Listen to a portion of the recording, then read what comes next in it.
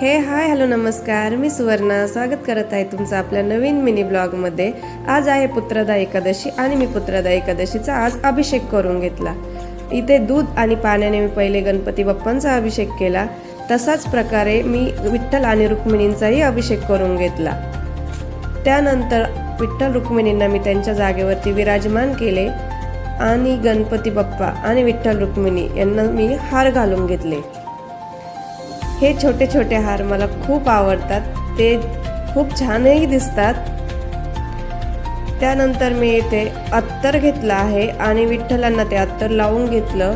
जेव्हाही आपण कुठलाही अभिषेक करतो तेव्हा हे अत्तर लावणं चांगलं असतं। त्यानंतर विठ्ठलांना असलेला अतिप्रिय चंदन त्याचा मी टिळा त्यांना लावून घेतला। त्यानंतर मी रुक्मिणींना आणि गणपती बाप्पांना हळदी कुंकू लावून घेतलं आणि नंतर मी त्यांना फुले वाहिली। नंतर माझ्याकडे केळी होती, मी केळीचा आणि ड्रायफ्रूटचा प्रसाद त्यांना दाखवला, नैवेद्य दाखवला, धूप आणि दिव्याने ओवाळून घेतलं। कसा वाटला मिनी ब्लॉग मला नक्की सांगा। Bye bye.